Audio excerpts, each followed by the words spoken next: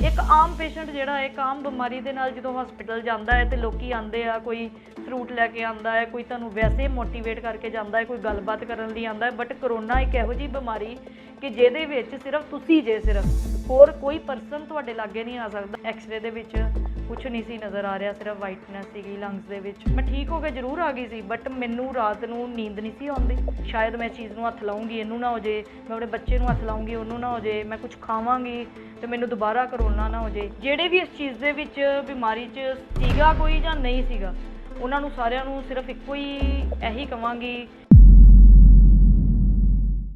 ਜ਼ਿੰਦਗੀ ਦੇ ਵਿੱਚ ਬਹੁਤ ਸਾਰੀਆਂ ਇਹੋ ਜਿਹੀਆਂ ਘਟਨਾਵਾਂ ਜਾਂ ਇਹੋ ਜਿਹੀਆਂ ਚੀਜ਼ਾਂ ਹੋਣਗੀਆਂ ਜਿਹੜੀਆਂ ਕਿ ਆਪਾਂ ਕਦੀ ਵੀ ਐਕਸਪੈਕਟ ਨਹੀਂ ਸੀ ਕੀਤੀਆਂ। ਜਿੱਦਾਂ ਕਿ ਇਹ ਪੈਂਡੈਮਿਕ ਜਿਹੜਾ ਸੀ ਲਾਸਟ ਈਅਰ ਸਾਡੀ ਜ਼ਿੰਦਗੀ ਦੇ ਵਿੱਚ ਆਇਆ ਔਰ ਇਹਨੇ ਸਾਡੀ ਲਾਈਫ ਜਿਹੜੀ ਸੀ ਜ਼ਿੰਦਗੀ ਉਹਨੂੰ ਬਦਲ ਕੇ ਰੱਖ ਦਿੱਤਾ। ਅਸੀਂ ਕਦੀ ਸੋਚਿਆ ਵੀ ਨਹੀਂ ਸੀ ਕਿ ਅਸੀਂ ਮਾਸਕ ਲਗਾਵਾਂਗੇ, ਅਸੀਂ ਕਦੀ ਇਹ ਵੀ ਨਹੀਂ ਸੀ ਸੋਚਿਆ ਕਿ ਅਸੀਂ ਆਪਣੇ ਆਪ ਨੂੰ ਘਰ 'ਚ ਬੰਦ ਕਰਕੇ ਰੱਖਾਂਗੇ, ਪਰ ਇਹ ਸਾਰਾ ਕੁਝ ਅਸੀਂ ਕਰ ਰਹੇ ਹਾਂ। ਸਤਿ ਸ਼੍ਰੀ ਅਕਾਲ ਜੀ ਦੋਸਤੋ, ਮੇਰਾ ਨਾਮ ਰਮਨੀਤ ਕੌਰ ਆ। ਮੈਂ ਡਿਸਟ੍ਰਿਕਟ ਕੋਰਟ ਤਰਨਤਾਰਨ ਦੇ ਵਿੱਚ ਬਤੌਰ ਸਰਕਾਰੀ ਵਕੀਲ ਕੰਮ ਕਰ ਰਹੀ ਹਾਂ। ਲਾਸਟ ਈਅਰ ਜਦੋਂ ਇਹ ਪੈਂਡੈਮਿਕ ਨਵਾਂ ਸੀਗਾ, ਮਾਰਚ 2020 ਦੇ ਵਿੱਚ ਆਇਆ, ਜਦੋਂ ਕਿ ਸਾਨੂੰ ਮਿਸ ਇਨਫੋਰਮੇਸ਼ਨਸ ਪਾਸ ਹੋ ਰਹੀਆਂ ਸੀਗੀਆਂ, ਸਾਨੂੰ ਇਸ ਪੈਂਡੈਮਿਕ ਬਾਰੇ ਕੋਈ ਜ਼ਿਆਦਾ ਨੌਲੇਜ ਨਹੀਂ ਸੀਗੀ। ਦੁਨੀਆ ਦੇ ਵਿੱਚ ਇੰਨੀਆਂ ਕੁ ਡੈਥ ਰੇਟ ਜ਼ਿਆਦਾ ਸੀਗਾ, ਸਰਵਾਈਵਲ ਰੇਟ ਵੀ ਸੀਗਾ, ਬਟ ਕਿਸੇ ਨੂੰ ਵੀ ਇਸ ਬਿਮਾਰੀ ਦਾ ਅੰਦਾਜ਼ਾ ਨਹੀਂ ਸੀ। ਵਰਲਡ ਦੁਨੀਆ ਦੇ ਵਿੱਚ ਕਿਸੇ ਵੀ ਦੇਸ਼ ਨੂੰ ਇਸ ਬਿਮਾਰੀ ਦਾ ਅੰਦਾਜ਼ਾ ਨਹੀਂ ਸੀ, ਕਿਸੇ ਨੂੰ ਕੋਈ ਇਹਦੀ ਮੈਡੀਸਨ ਦੀ ਟ੍ਰੀਟਮੈਂਟ ਨਹੀਂ ਸੀ ਪਤਾ ਹੈਗੀ। ਡਾਕਟਰਸ ਜਿਹੜੇ ਸੀਗੇ ਉਹ ਜਸਟ ਜਿਹੜੀ ਦਵਾਈ ਦਾ ਕੁਝ ਪਤਾ ਲੱਗਦਾ ਸੀ ਉਹਨੂੰ ਪੇਸ਼ੈਂਟਸ ਨੂੰ ਦੇ ਰਹੇ ਸੀਗੇ। ਮਾਰਚ 2020 ਦੇ ਵਿੱਚ ਮੇਰੇ ਹਸਬੈਂਡ ਦੀ ਜਦੋਂ ਡਿਊਟੀ ਲੱਗੀ ਹੈ ਪੈਂਡੈਮਿਕ ਦੇ ਦੌਰਾਨ, ਸਟਾਰਟਿੰਗ ਦੇ ਵਿੱਚ ਲੋਕਡਾਊਨ ਦੇ ਵਿੱਚ, ਤਾਂ ਉਹਨਾਂ ਨੂੰ ਬਾਹਰੋਂ ਪੈਸੰਜਰ ਆ ਰਹੇ ਸੀਗੇ ਜਿਨ੍ਹਾਂ ਦੇ ਉਹਨਾਂ ਨੇ ਆਈਸੋਲੇਟ ਕਰਨਾ ਸੀ, ਉਹਨਾਂ ਦੇ ਵਾਈਟਲ ਚੈੱਕ ਕਰਨੇ ਸੀ, ਉਹਨਾਂ ਦੇ ਕਰੋਨਾ ਟੈਸਟ ਹੋਣੇ ਸੀਗੇ। ਉਦੋਂ ਅਸੀਂ ਆਪਣੀ ਫੈਮਿਲੀ ਦੀ ਕੇਅਰ ਕਰਨੀ ਸ਼ੁਰੂ ਕਰ ਦਿੱਤੀ ਸੀ ਕਿ ਉਹ ਡੇਲੀ ਕਰੋਨਾ ਪੇਸ਼ੈਂਟਸ ਦੇ ਵਿੱਚੋਂ ਆ ਰਹੇ ਸੀ। ਕਾਫੀ ਪੇਸ਼ੈਂਟ ਜਿਹੜੇ ਬਾਹਰੋਂ ਆ ਰਹੇ ਸੀਗੇ ਉਹ ਪੋਜ਼ੀਟਿਵ ਸੀਗੇ। ਸਾਡੀ ਬੇਟੀ 4 ਸਾਲ ਦੀ, ਅਸੀਂ ਉਹਨੂੰ ਲੈ ਕੇ ਕਾਫੀ ਜ਼ਿਆਦਾ ਪਹਿਲਾਂ ਤੋਂ ਹੀ ਆਪਣੇ ਕਰ ਰਹੇ ਸੀਗੇ ਕਿ ਨਹੀਂ ਅਸੀਂ ਉਹਦੀ ਕੇਅਰ ਕਰਨੀ ਆ, ਬੱਚੇ ਨੂੰ ਪ੍ਰੋਟੈਕਟ ਕਰਨਾ ਹੈ, ਔਰ ਅਸੀਂ ਹਰ ਤਰ੍ਹਾਂ ਦੀ ਪ੍ਰੋਟੈਕਸ਼ਨ ਲੈ ਰਹੇ ਸੀ ਘਰ ਦੇ ਵਿੱਚ।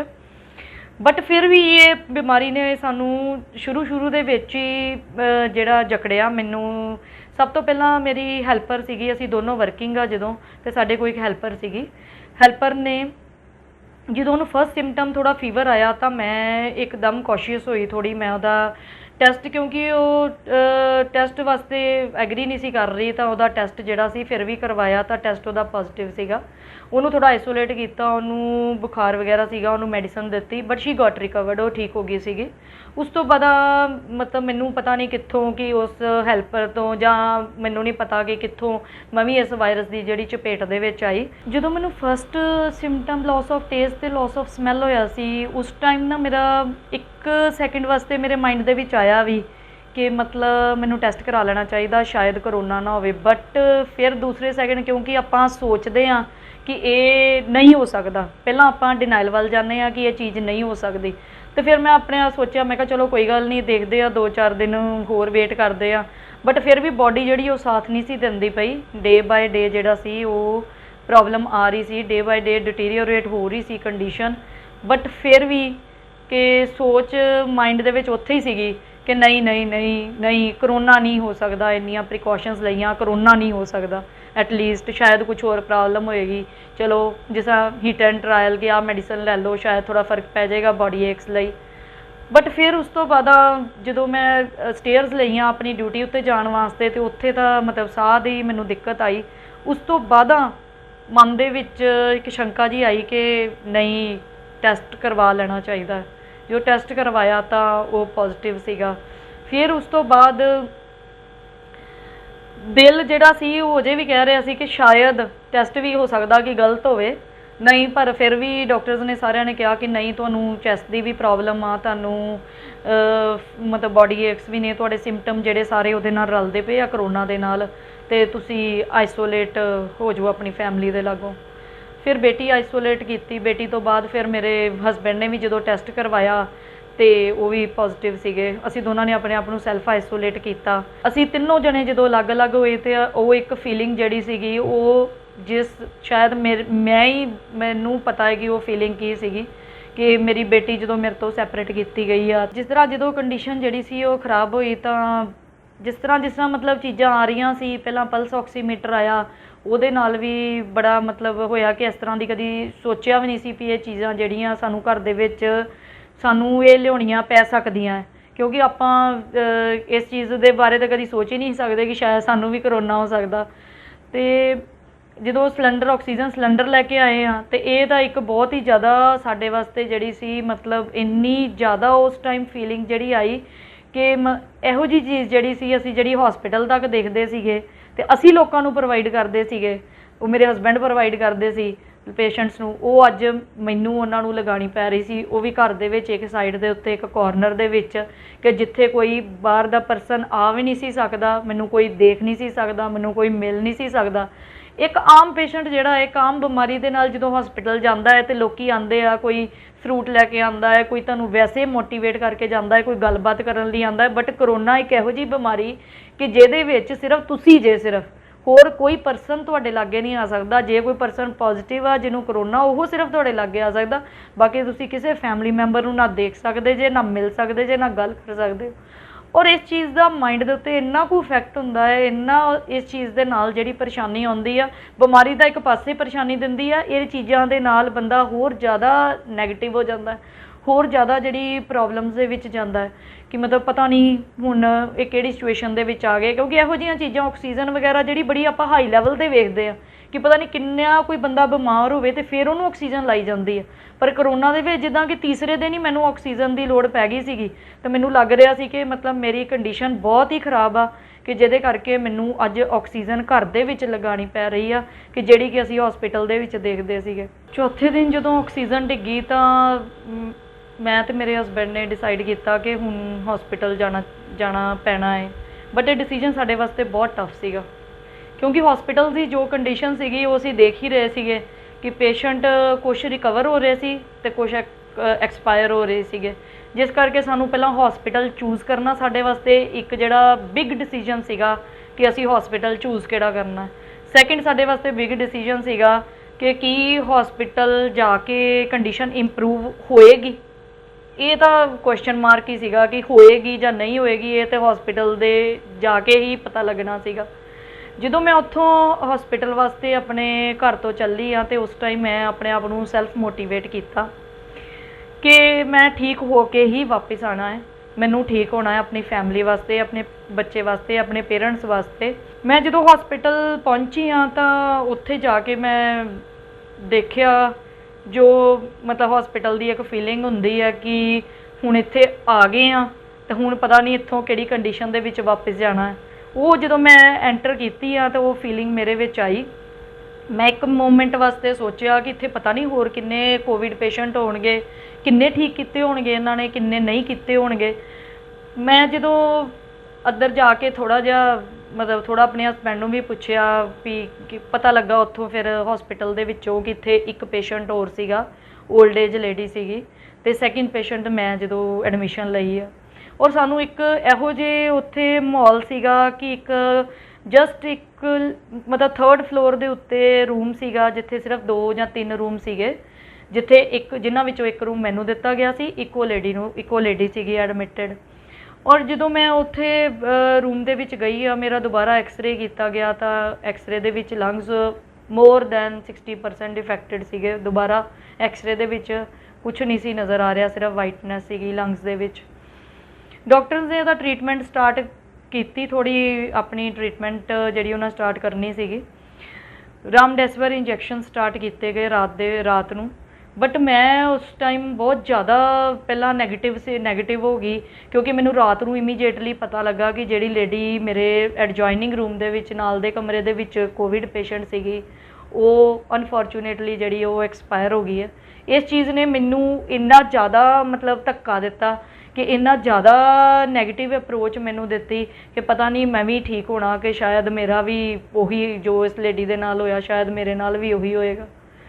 ਬਟ ਫਿਰ ਰਾਤ ਨੂੰ ਜਦੋਂ ਮੈਨੂੰ ਰਾਮਡੈਸਿਵਰ ਇੰਜੈਕਸ਼ਨ ਜਿਹੜਾ ਕਿ ਵਾਇਰਲ ਨੋਟ ਨੂੰ ਘਟਾਉਂਦਾ ਸੀਗਾ, ਉਹ ਡਾਕਟਰ ਨੇ ਪ੍ਰੈਸਕ੍ਰਾਈਬ ਕੀਤੇ, ਅਤੇ ਉਹ ਇੱਕ ਇੰਜੈਕਸ਼ਨ ਜਿਹੜਾ ਸੀ ਲੱਗਾ, ਅਤੇ ਥੋੜ੍ਹੀ ਮੇਰੀ ਕੰਡੀਸ਼ਨ ਜਿਹੜੀ ਮੈਨੂੰ ਰਾਤ ਨੂੰ ਹੀ ਥੋੜ੍ਹੀ ਜਿਹੀ ਇੰਪਰੂਵਡ ਲੱਗੀ ਆਪਣੀ, ਕਿ ਨਹੀਂ ਅੱਗੇ ਨਾਲੋਂ ਥੋੜ੍ਹੀ ਬੈਟਰ ਲੱਗ ਰਹੀ ਹੈ।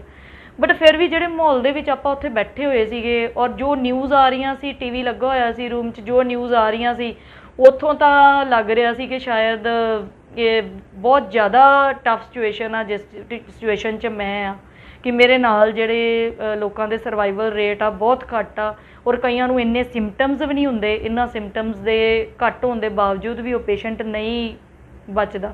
ਹਸਪੀਟਲ ਦੇ ਵਿੱਚ ਵੀ ਜਿਸ ਤਰ੍ਹਾਂ ਕਿ ਆਪਾਂ ਆਮ ਦੇਖਦੇ ਹਾਂ ਕਿ ਇੱਕ ਡਾਕਟਰ ਜਿਹੜਾ ਹੈ ਉਹ ਪੇਸ਼ੈਂਟ ਨੂੰ ਵਿਜ਼ਿਟ ਕਰਦਾ ਹੈ, ਉਹਨੂੰ ਟਰੀਟਮੈਂਟ ਦਿੰਦਾ ਹੈ, ਉਹਨੂੰ ਡੇ ਟੂ ਡੇ ਜਿਹੜਾ ਵਾ ਪੁੱਛਦਾ ਹੈ ਕਿ ਤੁਹਾਨੂੰ ਕੋਈ ਦਿੱਕਤ ਤਾਂ ਨਹੀਂ। ਹੁਣ ਇਹ ਬਿਮਾਰੀ ਇਹੋ ਜਿਹੀ ਸੀਗੀ, ਕਰੋਨਾ ਨਾਮ ਦੀ ਬਿਮਾਰੀ ਇਹੋ ਜਿਹੀ ਹੈ ਕਿ ਜਿਸ 'ਚ ਤੁਹਾਡੇ ਕੋਲ ਡਾਕਟਰ ਵੀ ਕੋਈ ਨਹੀਂ ਆਉਂਦਾ।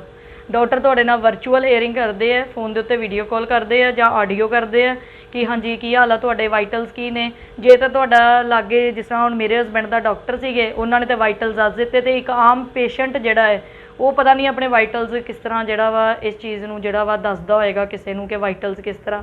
ਔਰ ਆਕਸੀਜਨ ਜਿਹੜੀ ਸੀਗੀ ਉਹ ਮੈਨੂੰ ਹੌਲੀ ਹੌਲੀ ਮੇਰੀ ਵੱਧਦੀ ਗਈ। 77 ਦੇ ਉੱਤੇ ਮੈਂ ਹਸਪੀਟਲਾਈਜ਼ਡ ਹੋਈ ਸੀ। 77 ਤੋਂ ਫਿਰ ਮਤਲਬ 92, 93, 94 ਇਸ ਤਰ੍ਹਾਂ ਸਲੋਲੀ ਇੰਕਰੀਜ਼ ਕਰ ਰਹੀ ਸੀ।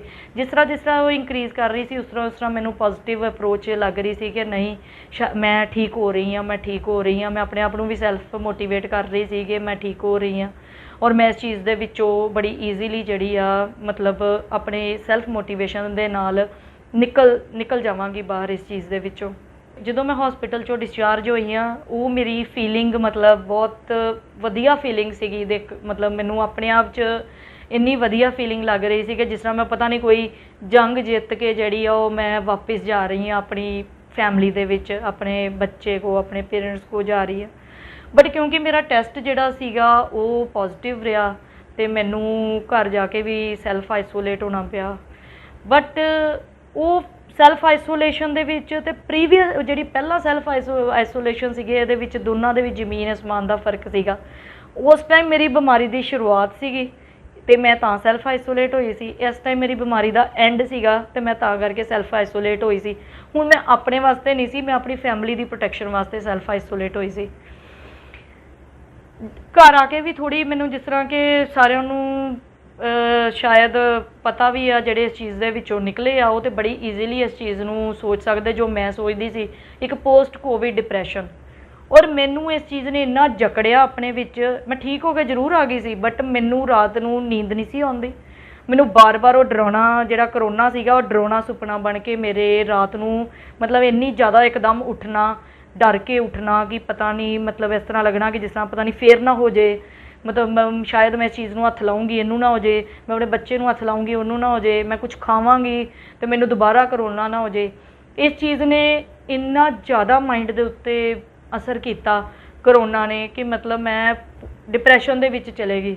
ਔਰ ਉਹ ਜਿਹੜੇ 10-15 ਦਿਨ ਮੇਰੇ ਵਾਸਤੇ ਸੈਲਫ ਆਈਸੋਲੇਸ਼ਨ ਵਾਲੇ ਸੀਗੇ ਉਹ 10-15 ਦਿਨ ਦੇ ਵਿੱਚ ਹੀ ਮੈਂ ਆਪਣੇ ਆਪ ਨੂੰ ਇੰਨਾ ਕੁ ਡਿਪਰੈਸਡ ਮਹਿਸੂਸ ਕੀਤਾ ਕਿ ਮੈਨੂੰ ਮਤਲਬ ਕੁਝ ਵੀ ਚੰਗਾ ਨਹੀਂ ਸੀ ਲੱਗਦਾ। ਪਹਿਲਾਂ ਤਾਂ ਲੱਗਦਾ ਸੀ ਕਿ ਸ਼ਾਇਦ ਮੈਂ ਠੀਕ ਹੋ ਕੇ ਘਰ ਆ ਗਈ, ਮੈਂ ਬਿਲਕੁਲ ਠੀਕ ਹਾਂ। ਬਟ ਜਦੋਂ ਮੈਂ ਉਹ ਟਾਈਮ ਪੀਰੀਅਡ 'ਚੋਂ ਨਿਕਲਦੀ ਪਈ ਸੀ ਉਸ ਟਾਈਮ ਉਹ ਕਰੋਨਾ ਦੀ ਬਿਮਾਰੀ ਤੋਂ ਵੀ ਜ਼ਿਆਦਾ ਮੈਨੂੰ ਔਖਾ ਲੱਗ ਰਿਹਾ ਸੀ ਉਸ ਚੀਜ਼ ਦੇ ਵਿੱਚੋਂ ਨਿਕਲਣਾ। ਡਿਪਰੈਸ਼ਨ ਦੇ ਵਿੱਚੋਂ ਵੀ ਜਦੋਂ ਮੈਂ ਨਿਕਲ ਕੇ ਬਾਹਰ ਆਈ ਹਾਂ ਫਿਰ ਮੈਂ ਇੱਕ ਚੀਜ਼ ਮਹਿਸੂਸ ਕੀਤੀ ਕਿ ਬੰਦੇ ਦੀ ਸਭ ਤੋਂ ਪਹਿਲਾਂ ਇਨਸਾਨ ਨੂੰ, ਇੱਕ ਪਰਸਨ ਨੂੰ, ਚਾਹੇ ਲੇਡੀ ਆ ਚਾਹੇ ਉਹ ਜੈਂਟਸ ਆ, ਬੱਚਾ ਏ, ਬਜ਼ੁਰਗ ਆ, ਉਹਨਾਂ ਨੂੰ ਸਭ ਤੋਂ ਪਹਿਲੀ ਜਿਹੜੀ ਮਹੱਤਵ ਦੇਣਾ ਚਾਹੀਦਾ ਉਹ ਆਪਣੀ ਸਿਹਤ ਨੂੰ ਦੇਣਾ ਚਾਹੀਦਾ। ਜੇ ਤੁਹਾਡੀ ਸਿਹਤ ਚੰਗੀ ਆ ਤੇ ਤੁਹਾਨੂੰ ਸਾਰੀ ਦੁਨੀਆ ਦੀਆਂ ਚੀਜ਼ਾਂ ਚੰਗੀਆਂ ਲੱਗਦੀਆਂ, ਜੇ ਤੁਹਾਡੀ ਸਿਹਤ ਨਹੀਂ ਚੰਗੀ ਤੁਹਾਨੂੰ ਦੁਨੀਆ ਤੇ ਕੁਝ ਵੀ ਚੰਗਾ ਨਹੀਂ ਲੱਗਣਾ। ਮੈਂ ਪਹਿਲਾਂ ਜਦੋਂ ਮੈਨੂੰ ਕੋਵਿਡ ਹੋਇਆ ਸੀਗਾ ਉਸ ਦੌਰਾਨ ਮੈਂ ਇਹ ਸੋਚਦੀ ਸੀਗੀ ਕਿ ਨਹੀਂ ਮੈਂ ਠੀਕ ਹੋ ਕੇ ਆਪਣੀ ਪਹਿਲਾਂ ਸਿਹਤ ਜਿਹੜੀ ਆ ਨਾ ਉਹਨੂੰ ਇੰਨਾ ਕੁ ਇੰਪਰੂਵ ਕਰਨਾ ਵਾ, ਇੰਨਾ ਕੁ ਇੰਪਰੂਵ ਕਰਨਾ ਹੈ ਕਿ ਇਹ ਜਿਹੜੀ ਬਿਮਾਰੀ ਆ ਇਹ ਕਿਸੇ ਨੂੰ ਵੀ ਮਤਲਬ ਸਿਰਫ ਕੁਛ ਬੰਦੇ ਜਿਹੜੇ ਸਿੱਖ ਹੁੰਦੇ ਉਹਨਾਂ ਨੂੰ ਸਿਰਫ ਇਹ ਬਿਮਾਰੀ ਜਿਹੜੀ ਸੀ ਨਾ ਇਹ ਜਕੜਦੀ ਸੀ ਆਪਣੇ ਵਿੱਚ, ਨਹੀਂ ਤੇ ਆਮ ਜਿਹੜਾ ਬੰਦਾ ਹੈਲਦੀ ਆ, ਜਿਹਦਾ ਇਮਿਊਨ ਸਿਸਟਮ ਠੀਕ ਆ, ਉਹਨੂੰ ਕੁਛ ਸਿੰਪਟਮ ਆਉਂਦੇ, ਇੰਨੀ ਕੰਡੀਸ਼ਨ ਡਿਟੀਰੀਓਰੇਟ ਕਿਸੇ ਦੀ ਨਹੀਂ ਸੀ ਹੁੰਦੀ। ਫਿਰ ਮੈਂ ਆਪਣੇ ਆਪ ਨੂੰ ਹੈਲਥ ਕੌਨਸ਼ੀਅਸ ਹੋ ਕੇ ਆਪਣੀ ਡਾਈਟ ਪ੍ਰੋਪਰ ਕੀਤੀ, ਆਪਣੀ ਡਾਈਟ ਦੇ ਵਿੱਚੋਂ ਜੰਕ ਫੂਡ ਜਿਹੜਾ ਸੀ ਉਹਨੂੰ ਖ਼ਤਮ ਕੀਤਾ, ਕਾਰਬੋਨੇਟਿਡ ਡਰਿੰਕਸ ਖ਼ਤਮ ਕੀਤੀਆਂ, ਸ਼ੂਗਰ ਘਟਾਈ, ਸ਼ੂਗਰ ਬਿਲਕੁਲ ਨਾ ਮਾਤਰ ਦੇ ਬਰਾਬਰ ਲਈ, ਔਰ ਮੈਂ ਮਤਲਬ ਆਪਣੀ ਵੇਟ ਰਿਡਿਊਸ ਕੀਤਾ। weight reduce ਕੀਤਾ ਤੇ ਮੈਂ ਮਤਲਬ ਸਾਰਿਆਂ ਨੂੰ ਜਿਹੜੇ ਵੀ ਇਸ ਚੀਜ਼ ਦੇ ਵਿੱਚ ਬਿਮਾਰੀ 'ਚ ਸੀਗਾ ਕੋਈ ਜਾਂ ਨਹੀਂ ਸੀਗਾ, ਉਹਨਾਂ ਨੂੰ ਸਾਰਿਆਂ ਨੂੰ ਸਿਰਫ ਇੱਕੋ ਹੀ ਇਹੀ ਕਹਾਂਗੀ ਕਿ ਜਿਹੜੀ ਆਪਣੀ ਸਿਹਤ ਜਿਹੜੀ ਆ ਉਹਦੇ ਵੱਲ ਸਾਨੂੰ ਸਭ ਤੋਂ ਪਹਿਲਾਂ ਧਿਆਨ ਦੇਣਾ ਚਾਹੀਦਾ ਵਾ। ਦੂਸਰੀ ਗੱਲ ਕਿ ਤੁਹਾਡੀ ਜਿਹੜੀ ਸੈਲਫ ਮੋਟੀਵੇਸ਼ਨ ਆ, ਤੁਹਾਡੀ ਅੰਦਰੋਂ ਜਿਹੜੀ ਤੁਹਾਡੀ ਆਵਾਜ਼ ਆ ਉਸ ਨੂੰ ਜ਼ਰੂਰ ਸੁਣੋ ਔਰ ਉਸ ਚੀਜ਼ ਨੂੰ ਪੋਜ਼ੀਟਿਵ ਅਪਰੋਚ ਵੱਲ ਲੈ ਕੇ ਜਾਓ। ਆਪਣੇ ਪਰਮਾਤਮਾ 'ਤੇ ਵਿਸ਼ਵਾਸ ਰੱਖੋ, ਜਿਹੜੇ ਡਾਕਟਰ ਤੁਹਾਨੂੰ ਟਰੀਟ ਕਰ ਰਹੇ ਉਹਨਾਂ 'ਤੇ ਵਿਸ਼ਵਾਸ ਰੱਖੋ, ਜਿਹੜੇ ਤੁਹਾਨੂੰ ਫੈਮਿਲੀ ਮੈਂਬਰ ਆ ਤੁਹਾਡੇ ਉਹਨਾਂ ਉੱਤੇ ਵੀ ਉਹਨਾਂ ਵਾਸਤੇ ਤੁਸੀਂ ਇਸ ਬਿਮਾਰੀ ਦੇ ਨਾਲ ਜਿੱਤ ਪਾ ਸਕਦੇ ਜੇ ਤੁਹਾਡੇ ਅੰਦਰੋਂ ਤੁਹਾਨੂੰ ਸਾਰੀ ਮੋਟੀਵੇਸ਼ਨ ਹੈਗੀ ਆ, ਤੁਹਾਡੀ ਵਿਲ ਪਾਵਰ ਹੈਗੀ ਆ, ਤਾਂ ਤੁਸੀਂ ਇਸ ਚੀਜ਼ ਦੇ ਇਸ ਡਿਜ਼ੀਜ਼ ਦੇ ਉੱਤੇ, ਇਸ ਕਰੋਨਾ ਨਾਮ ਦੀ ਬਿਮਾਰੀ ਦੇ ਉੱਤੇ ਜਿੱਤ ਪਾ ਸਕਦੇ ਜੇ। ਇਸ ਵੀਡੀਓ ਬਾਰੇ ਆਪਣੀ ਰਾਏ ਕਮੈਂਟ ਸੈਕਸ਼ਨ ਵਿੱਚ ਸਾਨੂੰ ਦੱਸੋ ਅਤੇ ਆਪਣੇ ਮਿੱਤਰਾਂ ਨਾਲ ਇਹ ਵੀਡੀਓ ਸ਼ੇਅਰ ਕਰਨਾ ਨਾ ਭੁੱਲਿਓ।